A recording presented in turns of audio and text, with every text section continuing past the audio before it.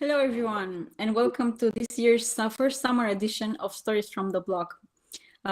This year, this episode is a special one because we are celebrating the one-year anniversary of the technological ecosystem. Today, three representatives of our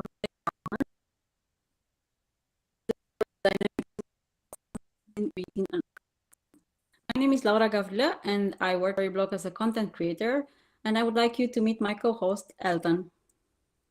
Thank you, Laura, and hello, everyone. This is Altan from the partner division of Storyblok, and I'm one of the partner success managers at the team. Before we begin, I would like to actually inform you that this event is entirely a live event, and so we strongly encourage you to comment and ask questions at any time in the comment section.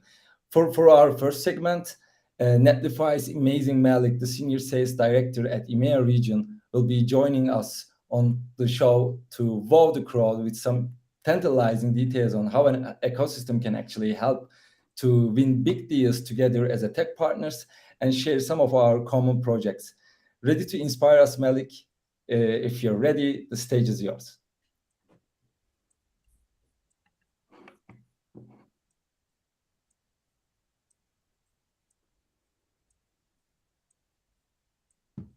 Hello, everyone. I think I'm live. Yeah. Can you hear me loud and clear? Thumbs up? Yep. Okay, Thumbs up. fantastic. Well, hello, everybody. Very, thankful for you guys at Storyblok to have me on board.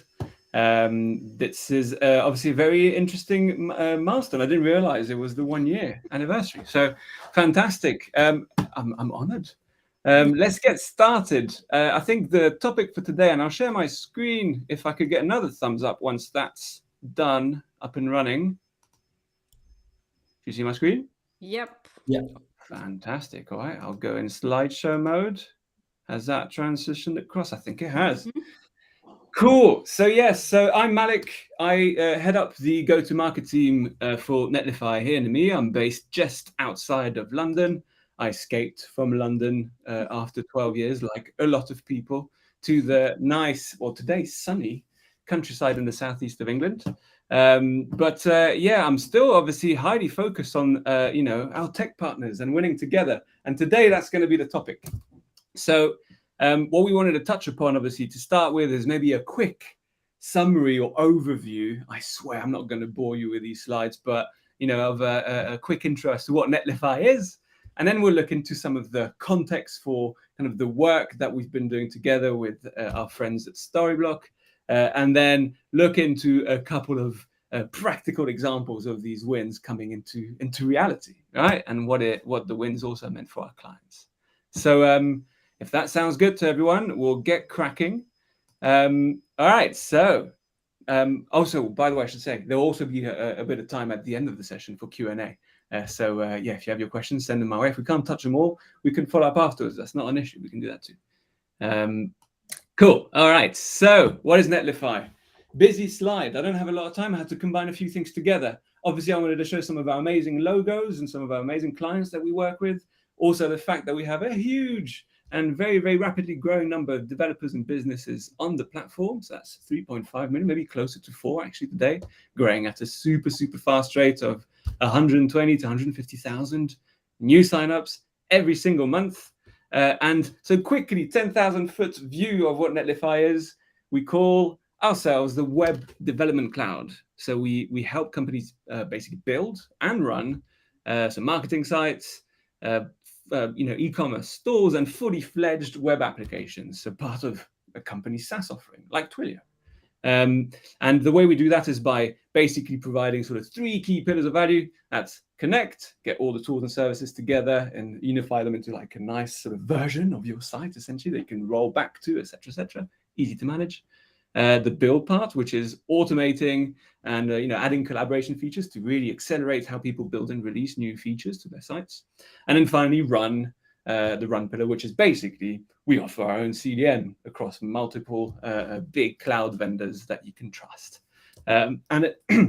Unfortunately, my partner in crime here, Henry Smith, wasn't able to join last minute. He had a big call with one of our key clients.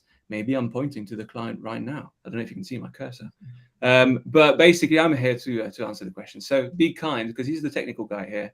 Don't be too technical with me, because I don't think I'll be able to get there. However, we can follow up. So very quickly, basically, just to set the scene here, as people transition to this kind of modern way of building web properties by decoupling the front end and back end and picking a great, CMS like Storyblock, essentially, you can find yourself in a very, very complex productivity killing kind of setup, right? So you have people depending on other teams to kind of set up environments. You have to manually manage your kind of CI/CD. You probably have really poor collaboration as part of that. It'll be very time consuming to manage the infrastructure and simple things that should be simple for us, but actually quite complicated if you do it yourself, like cache management. So the whole point here is that Netlify kind of brings it all together, as I said, around these key pillars. We'll share this afterwards. I say go on our YouTube page, the Netlify YouTube page. There's some incredible videos, very tongue-in-cheek, very funny. There's a few people in our team who are true actors. So yeah, recommended. There's one example up here, which we'll share. Right, so how do we win together? Right, so there's many things that we do as a team, a joint, I say, a collaborative team with Storyblock, such as, discussing our, key customer accounts that we want to talk to, who's been doing what in those accounts, who's got like a big transformation they're working through that might require, help and insights from us, and all the best practices that we've been able to gather from all like other customers. But there's also, things like introducing each other to partners, key, SIs or agencies that we work with to, again, help spread the word of this joint story. But I think it all starts, if you put all that aside, it all starts with telling the Netlify and Storyblock story together, right? So we'll start with that. So for context, we look into how marketeers work or marketers work. So, we've got a new piece of content that's going to go out. We need to make a change. So obviously you start with a draft. Then you'd go and want to preview this somehow, right? You also then want to go and publish it. It's ready. Let's check all final checks and balances. Okay, cool. We're good to go. Let's deploy it. All right. So that's kind of one stream of work, which, without kind of like a unified approach for this, can sometimes be a little bit messy, and you can have people pushing changes on their end, which without them necessarily showing up in the kind of same environments as the devs might be working on. They might be working on something concurrently, which might create kind of versioning issues and things like that, which might not be the most ideal. But hey, this is a typical work stream. Maybe a lot of you recognize this from either speaking to your partners and customers or as a customer yourself. Now, looking into how developers work, right? We definitely have kind of a straightforward. Normally, they would like centralize their work in a highly collaborative in nature Git repository. They'll code, they'll commit the change, and they'll deploy. Again, we quickly looked at this earlier, right? The point is here, there's actually probably quite a lot to manage under the hood. There's quite a lot of different services to kind of align. It's kind of different processes that you might be running in different pieces of software or tools. And that basically kind of all have to tie together and glue it together, which, not the easiest. If you look at some of the different services that you might have for all these different pieces in web development, in modern web development, could be a bit of a headache. So where we got to with our friends at Storyblock is this joint value proposition. And I don't know if it's news to a lot of you, but certainly one that's worth exploring in a bit more detail. We've been able to alleviate and satisfy some really quite complex, sophisticated use cases here. But essentially, what we want to do is ease that collaborative approach between those two different teams. So the non-technical teams and the technical teams. They want to just basically be able to automatically bring some of these changes to life, right? So it might be at different stages in the development process. Yeah, there will still be checks and balances and approvals.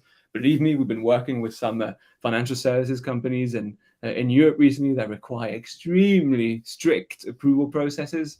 And yeah, we can still meet those, of course. But the point is, you don't have separate work streams that live independently from each other. You now are bringing them together. So that was one point.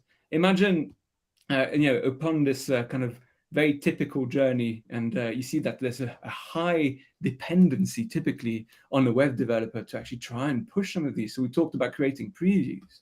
All right. Well, typically, you probably rely on a web developer to push that into a self-managed environment potentially that you have to set up, spin up, make sure the same variables are in place, etc., etc. Which might be a pain. That's normally quite slow. In fact, talking back to some of these FinServ companies that we've been speaking to, this process here could take several weeks. So not the best when you're trying to iterate fast and experiment and try and get some great results for the end user.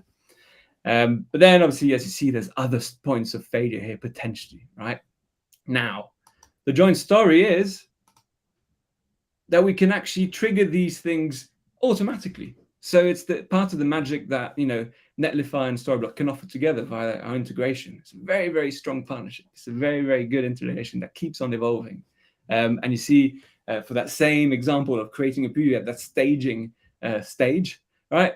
Well, actually, if you push change, either coming from the CMS from Storyblok, or if you push the change in your Git repository, Netlify will go build that automatically for you. So you then have those previews available that you can then go share with those teams to make sure they're happy with what's been created before you go down the journey.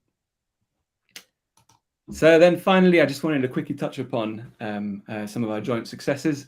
And it's key to note there are many more where these came from, and definitely would love to speak about them even more. But we're going to have to leave a couple of minutes for questions here. And I see I probably only have 3 minutes left. So without further ado, let's talk about Sender. I don't know if many of you know them, but essentially they're a really interesting digital freight forwarding business, and fairly recently received some funding, which put them, in that highly prized unicorn status. And so in the old world, obviously, as they were going through this huge shift by redesigning and relaunching all of their websites, essentially they had to originally route all their changes through a web developer, which is great if you're talking about big shifts and you definitely want that expertise. But if it's small content changes, you don't want to have to do that. You don't want to be reliant upon those other teams. So just as we're talking about in kind of the theory of our joint story together, well, this is exactly what they realized, right? They were able to improve that collaboration between the technical and non-technical teams, right? And drastically reduce the time to market for the changes that they're making, because basically marketers could publish them autonomously. And so basically also do that much more frequently, right? So a key point around, I mentioned earlier, definitely we also find value in sharing our contacts within the ecosystem and with these agencies. We see Take It here, who are one of the key stakeholders on this particular project. And this was an introduction that Storyblok did for us. So thank you, Storyblok. Another quick one here is Fundrise. And similar story, the whole point here is again, solving that workflow, being able to go live much faster than originally planned.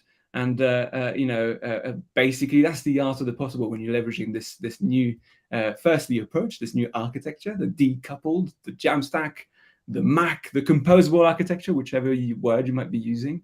But essentially then when you use the power of two super close partners that continue to grow that partnership, you're going to be realizing those business outcomes much quicker as a result. And that was it from me. Thank you very much. I think I'll open it up to questions. Do we have any? First of all, thank you, Mike, for this wonderful presentation. I absolutely love your energy.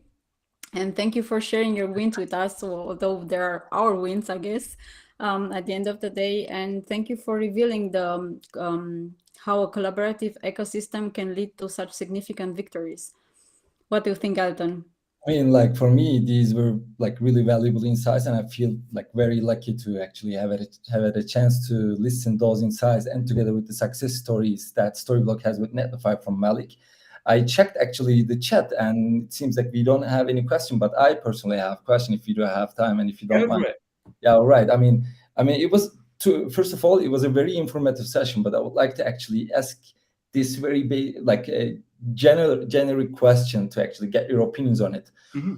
I would like to ask what types of organizations are actually adopting composable, or in other words, let's say Jamstack, or they are also naming this architecture as the MAH architectures, mm-hmm. and the modern solutions such as Netlify and Storyblok.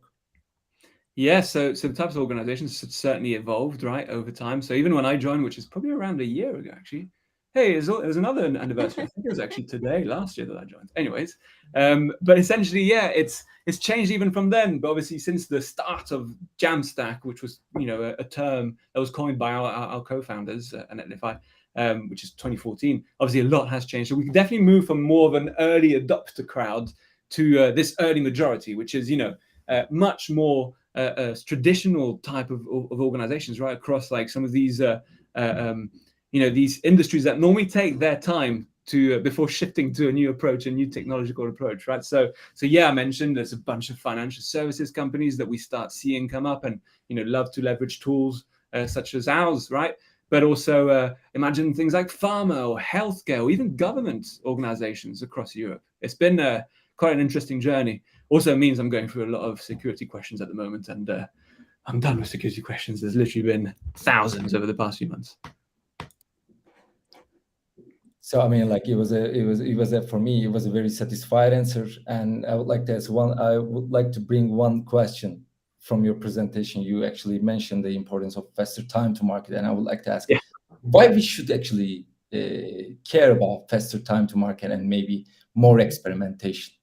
Yeah. Great question, actually, because that is exactly where, when you don't know the art of the possible, you kind of say, well, we've got our sprints every 2 weeks, and I'll push my changes then, and we'll have time to kind of get this together. And in the meantime, you have people who are potentially on your web property not having the best experience possible, and maybe finding that best experience possible elsewhere with your competition, which probably not something you want, right? So you'll probably have North Star metrics that you'll be measuring here, right? Like just to look at some of these conversion rates. Imagine like a marketing site or even an e-commerce site, for example. There'll be these key metrics that people are looking at because these sites are going to be generating pipeline, or they might even be generating revenue if you're selling on that site, right? And so that's it. So you want to make sure that you can impact those North Star metrics as quickly as possible. So if you can experiment more, if you're able to go to market with changes much, much quicker, essentially net, you'll be able to get to a better experience for your end users, read better North Star metrics, and hopefully better conversion rates and business outcomes, right? So that's the whole point. And we have lots of people who are realizing those benefits. People are shipping, 10, 15, 20 changes on their site a day as they're going through like an experimentation phase around the way it's designed, the location of a button, the type of content, things like that. So yeah, critical for success in these modern times. Thank you so much, Malik, for once again a wonderful presentation, and the short Q&A session was also very enlightening. And of course, thank you, Alton, for the challenging questions.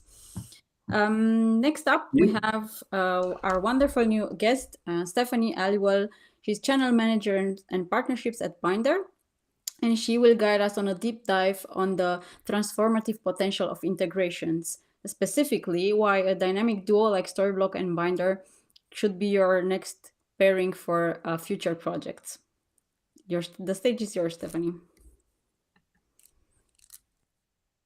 Oh, and thank you so much for having me today. It's a real pleasure to be here, specifically because we're like new partners. We've just launched this great integration on our marketplace. So really happy to come and discuss, present already what we do, how do we integrate the ecosystem to make sure that we can drive business for all of you guys out there. So I will also share my screen. So Stephanie, as we said, so I'm channel manager for Binder, responsible for the partnerships. Previously, so I've been working for Binder for 4 years, and in my previous role, I was also account manager, so for new business. So I had all the insights on the use cases that customers were looking for. And now, of course, my role is to make sure that we can answer them with all of our amazing partners out there and to make sure that we can get the best value out of the platform. So, all right, let me share my screen. Okay. All right, 1 second. Okay. Can you see my presentation? I'll take that as a yes. All right. So First and foremost, what is Binder? Who are we? What do we do? So Binder is a digital asset management platform. So our goal is to help our customers centralize all of the digital content, to be able to organize it, search for it, and share it more efficiently. So that's in a short summary what a DAM platform can provide. So on my end, I'm calling from Amsterdam today, where it's really, really hot. And so the company is a Dutch company, as I said, founded in 2013, so 10 years ago. Currently, we operate across the globe. So we also have offices in the UK, Barcelona, in the US, and in Australia, which means that we aim at really covering all of the different time zones in terms of service, support. We have currently 4,000 customers worldwide, which represents all in all 1.7 million users of the platform. And our goal, our vision is really to inspire brands to thrive through exceptional content experiences. How do we do that? So before going into that, I thought it might be interesting also to share with you the why. Why does the DAM exist? What do we do? What are the trends that we will be answering? So as you know, since there's been a huge shift to digital first economy, this has had a huge impact on a lot of ways that companies have to operate. So we've gone, a lot of companies have been having conversations in the past 3-4 years, going through digital transformation projects as they have to manage an increasing number of assets and complexity to be able to channel, to be able to feed all of the different channels on which they're publishing. So it's becoming more and more pivotal for companies to choose platforms that will help them create this composable tech stack. We just mentioned that before, and to be able to connect the best possible solutions to be able to answer all of those challenges in this digital first economy. And that is exactly where Binder is positioning its platform today. So this little pyramid shows, in a sense, in a graphic way, the history of DAM platforms. Because DAM platforms arrived on the markets, I would say, 25 years ago, and were often, the legacy systems were often really on-premise solutions, really IT oriented and for more of a raw media file storage. Then we saw this first wave in the DAM history, where we had the arrival of the cloud, of the SaaS solution. This is also where Binder is born, right? We're 100% SaaS solution, which means that we were able to lead and to pave the way of the SaaS revolution.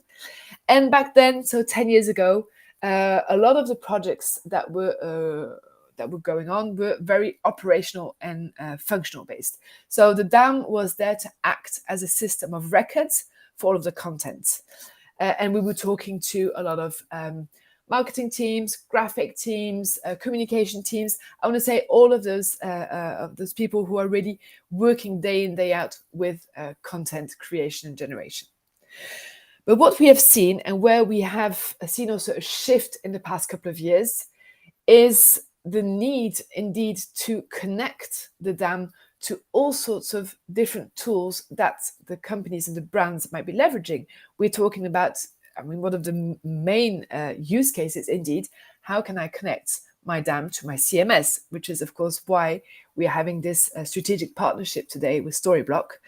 And from a operational, we've been having these much more strategic conversations with, I want to say, CTO, digital transformation officers, e-commerce team, all sorts of different teams, where we really see the added value of connecting the DAM to all of the different platforms to make sure that we can that the information will circulate between all of the different tools. And so how do we do that at Binder? So before going into really the integrations part, I thought it might be relevant to explain how the product is constructed, because that will have an impact also on how we can potentially connect also to the tech stack. So as you can say, the heart of our offering is, of course, a digital asset management platform on which all of the teams can centralize the content, organize it, search for it, and share it. But our goal at Binder is really to help our customers manage the entire asset lifecycle by providing also what we call modules, and which will help our customers, again, for example, manage brand consistency with brand guidelines. We will also, we strive at helping our customers managing the creative process by including, for example, a creative workflow on different steps on creating content. And we also recently added the content workflow. I think this is an interesting one in when we're looking at integrations with CMS, because this will enable the editorial content teams to manage, to create templates, to have an overview of the different content creation processes, and so that once that is used, it will then be able to be pushed directly onto the CMS. Then, of course, we want to help the teams create content at scale by introducing templates. It can be digital templates, it can be video templates, and all that kind of things, which can then be, again, pushed at scale on different websites. And then again, once all of this content is created, stored in the DAM, the idea is to push it on all of those different tools via integrations, and also to help the automatization of transformation, the different formats of your content through dynamic asset transformation. So all in all, these are the different tools that we will offer, and which will then, on their end, also be talking to different types of teams and personas. Because I want to say, the more type of profiles you will invite onto the DAM platform, the higher the ROI will be. So of course, it makes total sense that we'll be talking to designers, creators, as they're at the start of the process around content creation, and we'll be able, of course, then to connect with the creative tools, the stock tools, to be able to ingest content on the DAM. But then, of course, we will also be talking to operational teams, to the digital teams, because they will be then driving, reusing the content to be able to feed the CMSs, the PIMs, the e-commerce platforms. Same for social media, etc., etc. So again, you can see there are many teams that we will speak to. I want to say, whoever actually in the end, whatever person needs to at some stage have access to content will be a potential user of DAM, and will then also be able to push the content being used to their own platforms that they're leveraging. And so here are some few, one of the, again, great customers that we're super happy to be able to collaborate with. And as you can see, there are very different verticals in which we'll find this great fit. And it makes total sense. For example, the consumer brands, they have this brand identity, they have so many products that they have to put online, so they have to have an efficient way of managing the content around that. The tech brands, of course, they're always cutting edge technology, so they want to have an innovative platform which will then be able to answer all of their different needs and use cases. Industrials, a lot of distributor use cases, healthcare around compliancy, you name it. So I won't spend too much time on this, because again, what brings me here today is also to explain how the DAM can connect also with the different platforms, and what is the advantage of doing so. So there are different ways on which you can imagine connecting the DAM to the different systems. So on the one hand, you have the ingestion of assets into the DAM, so which is then connecting with the different tools from which you're creating content. Then you have the delivery part, right? Which is, once it's in the DAM, how do I push it to, for example, Blok CMS? And then you've got the bi-directional ones. So this is a good example of this is for the PIM systems, for example, project information management systems, which will then be able to communicate. And on the one hand, the PIM will be feeding metadata information around assets, and then the assets will be pushed from the DAM into the PIM to give to deliver the visuals related to products, for example. So how does this work? So here you can see how Binder delivers a connected ecosystem. So the DAM will act as a single source of truth for all of your content, and of course it will receive content and metadata and information from the content that's being created and uploaded. And then the idea will be to have all of this managed via the DAM and then pushed on your marketing automation tools, your CMSs, your PINs, your e-commerce, by leveraging also the dynamic asset transformation module, which will then, of course, be able to generate these off-the-fly derivatives and formats in a more efficient and automated way. So this is how we can increase efficiencies and drive also revenue by connecting the DAM with the entire ecosystem. And this is a great example of how one of our customers, which is EVBox, I don't know if you know those guys. It's a great company. It's a Dutch company.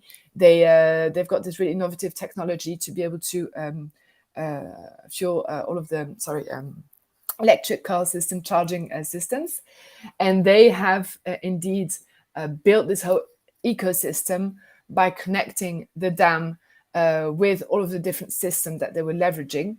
One of them being their CMS also, and it's really it's really crucial for them to have this to make sure that they can push the right assets to the right tools, the right versions, and respecting the rights also that's linked to the content.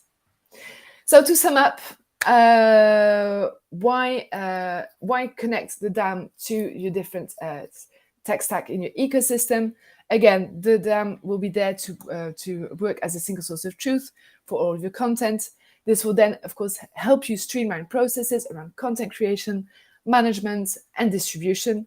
And finally, the goal, of course, is to drive digital experience and to make sure that we can automate processes, ensure brand consistency, and have this whole coherent, completed MarTech stack. So that was my story. And again, thanks so much for listening to me. And I will, of course, open the floor for any potential questions that you may have.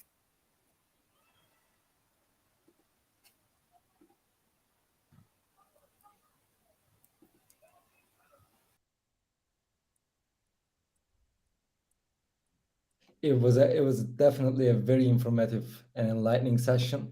Huge thanks to Stephanie for the insights on how integrations can be fuel of an ecosystem and why everyone actually should be looking to pair up Storyblok and Binder on their future projects. And as a partner success manager, I would like to call all of my agency partners from here.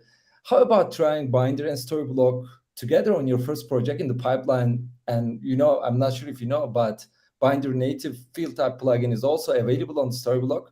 Go and check it out. What's your thoughts on it, Laura? For sure. I mean, it's obvious that integrations are the bloodline of an ecosystem, and this session was quite eye-opening. So thank you for that, Stephanie. I think that Storyblok and Binder are a dynamic duo, like mentioned, and an ideal choice for your next project. And I'm also quite, as a content creator, forward since agencies answering Altan's call and me working on their case study showcasing this specific pairing. So thanks again, Stephanie. So let's move to our next guest. What do you say, Altan? Who is next on our list? So get ready, everyone, because our final segment is all about to take this webinar to a whole new level of excitement. We have the pleasure of introducing Charla, the incredible global partner marketing VP from Spryker. But wait, there is more, because Charla brings years of experience as a marketing professor at the academy, making her a true wealth of knowledge. To make the most out of this incredible opportunity, we are switching things a little bit up. We'll be actually engaging in a lively Q&A session with Charla, because believe it or not, my favorite role my favorite thing is being able to take the part of as a student by actually asking questions. And I can't wait to soak up all the wisdom that Charla has to offer. Charla, we are actually thrilled to have you. Are you also excited as we are?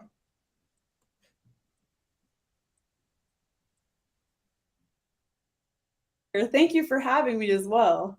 So excited to be here. Thank you for having me. To give you guys a little bit about my background, just wanted to say I'm here in Austin, Texas, sunny and hot. We're 107 degrees Fahrenheit, which is 42 degrees Celsius. So extremely hot. Alton, thank you so much for that awesome introduction. Hope I can live up to that. But as he mentioned, my first love and true passion is marketing. And then my second is teaching. So super excited to be here and really looking forward to sharing any kind of tips, takeaways, and tricks and things for you as well. Now I'm here back to actually ask my questions. So, I mean, I actually found a chance to review your background, and to be honest, I'm quite amazed. And I would like to actually start with a very, very basic question to actually understand your role better.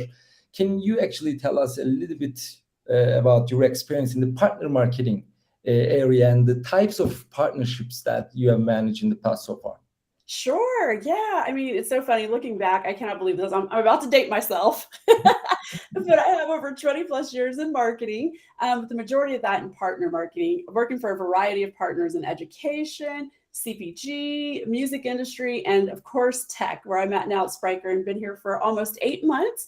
I've been, working for small private startups to large established Fortune 500 companies, and had the experience of, managing one partner all the way to managing 400 plus at a time. And now here at Spryker is about 200 plus partners that I manage. Over my career, I've tried all types of marketing. I might be a little bit biased, but I just love working with dynamic partners like Blok. Shout out to our partner Blok, and creative partner marketers like my team here at Spryker, just to foster relationships and really make an impact. I think when you look across all of the marketing disciplines, one really neat thing about partner marketing is you really have to be a jack of all trades. You have to really be well-rounded, have general knowledge, understand all the marketing channels, and understand how it all works together to then insert partners into your marketing strategy. So once again, a little biased, but partner marketing is the best part of marketing. So, I mean, like if I didn't hear wrong, you talk about like more than 200 partners. That's really amazing. And as a young professional in the partner success area, I would like to ask how you're actually ensuring the collaboration. How do you collaborate with the internal teams to actually align the whole partner marketing efforts with the overall partner marketing strategies?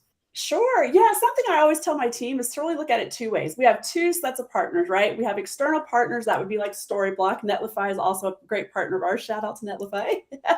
And you also have internal partners as well. That's like your product team, your partner management team, and the entire marketing team, right? So we can't forget that. You really have to build relationships internally and externally, build that trust, that alignment, that communication, collaboration, and mutual benefit there. I think a really big key to this too, to being successful, is from the start, create a collaborative environment with your marketing team. Make sure that you're establishing partner marketing as one of your marketing touch points, and it's also an effective marketing channel. I think you can do this by really showing the reach and the impact that partner marketing can have. I always say 2 is always better than 1, right? If you have two people pushing the same campaign and messaging, it's always better than 1. Also doing workshops for idea generation and brainstorming as a whole marketing team. So once again, you're making sure partner marketing is not being left out. Something that I've used before that's worked a couple of times is with the marketing team, sitting down and really creating a yearly marketing campaign calendar with quarterly themes that you can easily insert partners and co-marketing activities then. I think it's just really important that you be very efficient and utilize all of your resources on the team. Well, your answer actually helped me to prepare my next question. Talk about the marketing agenda, budgets, etc. And I would like to ask first, how do you actually measure the success? Because in especially today area in 2023, measuring the success, doing the actually measurement on the right basis is so important. And I would like to ask, how do you measure the success of the partner marketing initiatives and evaluate the performance of partner relationships? Sure. Really good question. As you mentioned, right, I think this is a tough one. I think performance period is a little tough, right? But I think the key, and I think you had mentioned it, is really measuring it the right way. I mean, it's good to look at like the first and last touch models, but I think the whole attribution model and kind of the influence, every part of the user's marketing journey is just as important, right? It tells us the story. And we know that it takes about 8 interactions before a customer makes a purchase, right? So there's a lot of goodness happening in between those 8 interactions that we need to understand as a marketer. here. Some attribution models that I've used before that I think have been like highly successful and still used to this date. You could do a linear attribution where it gives equal access to all touch points. So it kind of just splits it all up 20% across the board, depending on your touch points. Our position-based attribution, where you really can say 40% comes from those first and last touch, and then everything in between gets allocated 20%. Or kind of my favorite, that it takes a little while because you do have to have some best practices and really understand your channels. But if you can do more of a custom attribution model, for instance, if you know that your paid channel is kind of like always your first touch and it's highly influenced, then you can really customize the percentage that you give each channel. So once again, I think it's very important to kind of look at that attribution model and the total influence. Some tools that I've used and I highly recommend is Looker, an internal reporting tool, and you can create custom dashboards. I've also used really good marketing automation platforms like HubSpot, Marketo. Love web analytics, Google Analytics, right? GA, the best. For content SEO, I've used Ahrefs, SEMrush. CRMs, I really like HubSpot, Salesforce. And then I've also used a PRM partner relationship management tool with mPartner. Use that a couple of places. Really good software as well. And one thing really worth noting that I think kind of gets left out is partner marketing can be a major driver of your SEO. I think people don't think about easy wins like backlinks for off-page optimization, working together to enrich content, high quality and relevant, and then also looking at those partner pages for on-page optimization on your own website. So very, very important. I think not only though should you look at just the performance metrics and kind of the hard numbers, but I think you should also think about partnerships and their worth from a holistic approach. It's really the entire relationship and the value that you can bring together. I think one thing that I think is key when you think about how do you kind of see the success of a partnership, how much are you invested in that partnership, right? How much is the partner giving you referrals? Are they utilizing MDF? Are they doing trainings? What's the overall number of activities and projects that you're doing together, right? So once again, what's that investment in that partnership? And then also, what's the aligned message and the story to tell? Triangulation with other partners. I know we just did a really cool thing with our partners, you guys, Blok at B2B Online Chicago. We had a triangulation moment with another partner and did some really cool side events that really made an impact for that. So is there a triangulation with other partners? Are there mutual users you can highlight? And I think another thing that's key is communication cadence. You need to figure out, do you need to be talking monthly, bi-weekly? To me, this is where the real opportunities happen, right? And these conversations that you're constantly having and staying connected. And then also QBRs, are you having review sessions, strategy sessions? Once again, figuring out your communication cadence and what that looks like. And then another big one that I think can be difficult is your link between offline and online co-marketing activities with a partner. You know, I always say one of my personal sayings is that you want to reach your target audience where they work, live, and play. So that means you're going to be offline and online, right? A mixture of both. And you do need both to be successful. Of course, there's pros and cons to each. But I think if you can kind of view it as one overarching marketing campaign and how you connect that. For instance, if you do an offline event, bringing those leads in and putting them into online, into an email nurture sequence. Or I've also did geo-targeting for outdoor advertising. So once again, bringing it all into an overarching one campaign, figuring out how to bring that offline into online world. And then one last thing I'll mention that I think is like very forgotten about is collect partner feedback, right? I'm very big. My team probably gets sick of me because I'm always like, postmortem, what can we learn? What's the key takeaways? Let's have a chat. But involve your partners in that, right? Have them be a major part of giving you that feedback and about your campaigns, your initiatives, your events together. Offering a survey at the end of events and activities, I think is just a very good best practice. And also just regular checks, right? Once again, when you're having that regular communication cadence with them, checking in and seeing, getting their feedback and how things are going. You know what, Charla? I mean, I'm going to trim that part, especially your answer for this question, and upload Udemy as a short course on actually measuring success for partner marketing initiatives. It was really informative, and it actually helped me to create two more questions.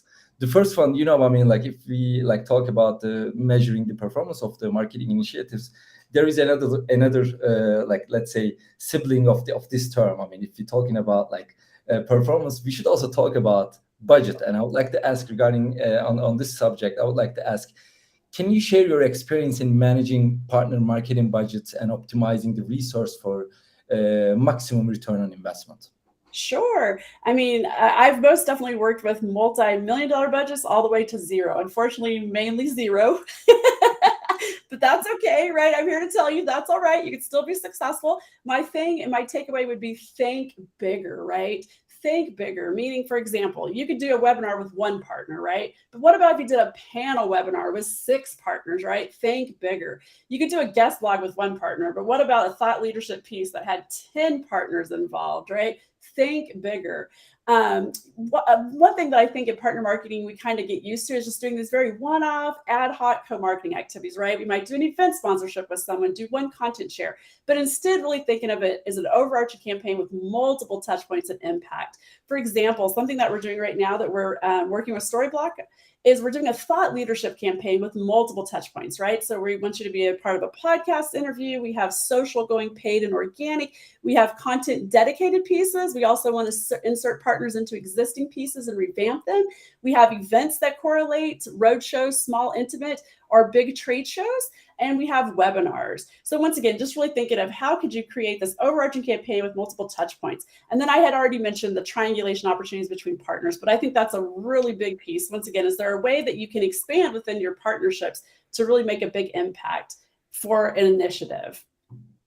Yeah, that was a really enlightening answer, let's say. And I mean, you talk about like the multiple touch points, and as an answer, especially in the third question that I asked regarding the performance of the marketing initiatives, you have provided some insights regarding the technology stack that you're also using. I can say that we both fall in love in Google Analytics. I'm a huge fan of it, and I would like to ask, how do you leverage the technology and the digital platforms to enhance partner marketing efforts? Sure. Yeah, I'll use an example once again of that thought leadership campaign that we're doing here at Spryker with awesome partners like Blok. We're calling it Expert Voices. So not only are we doing a full-blown multiple touch campaign of our own, running it through all of our marketing channels, but we're also then giving the partner a lead generation campaign by providing them trackable assets and a landing page in HubSpot so they can have their own gated way to get leads. So once again, kind of an example of working smarter, right? One campaign turns into 10 when you have 10 partners involved. So just a way to really think through how could you expand that and using technology. Something else that we've just done recently that's really been successful, we launched a podcast basically for our partners. It's Composable Commerce Leaders with our CEO, Boris. It's a really cool take on composable commerce movement with a focus on business outcomes and key takeaways for the listeners. We have a variety of partners and industries highlighted, and we work this into all of our marketing channels, right? We promote it through social, webinars, content, events. We've done some cool things with actually recording the podcast on site. So a really cool way to really, once again, use technology and where people really are, right, listening to podcasts. And then another one that AI, we're currently looking into this for ideas, so stay tuned. Don't want to share anything just yet. We're working on the success and the magic on that, but hopefully we'll have some cool opportunities with AI coming. That's I mean, like, you know, AI is the new black in the industry, and everyone needs to actually like try to discover. The whole answer was quite satisfied. I mean, on my end, and you know what, I found this as also a learning opportunity. And as at the beginning, I was actually like letting the audience know that we are going to actually host a professor at the academy, and by taking the advantage of your persona at the academy, I would like to actually ask for your advice for the rest of the year for the marketing professionals, because it seems like it's going to be a tough year for many. Yeah, I completely agree with you, right? I think everyone's feeling the pain, a lot of macroeconomic things at play, right? But I think it's very important to make sure that partner marketing is a part of your GTM plan and you're really investing in your partner ecosystem. Kind of to sum up some of the things that I had mentioned, I think one, partner marketing needs to be an integral part of all of your marketing plans, campaigns, activities, right? Kind of mentioned some of the brainstorming things you can do with your whole entire marketing team to assure that. Two, effectively measuring and evaluating your partner marketing initiatives and co-marketing activities. Kind of goes back to that attribution model and the holistic approach. You should most definitely utilize both for that. And then 3, optimizing partner marketing resources for maximum return on investment. Once again, think bigger. How can you utilize your entire partner ecosystem and potential triangulation opportunities within your different verticals?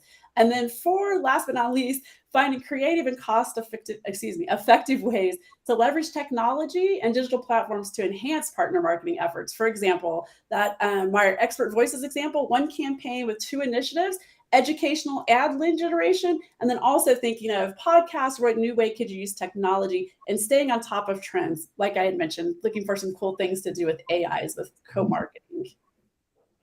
You know what, like these are like amazing insights, and I also would like to actually let you know that this is an amazing energy, Charla, to be honest.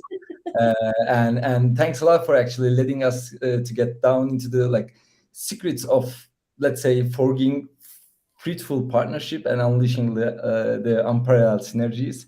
And also, you know, it at the end it actually leads to actually remarkable growth. I would like to actually ask for the opinion of my dear co-host Laura to actually provide her insights on our Q&A.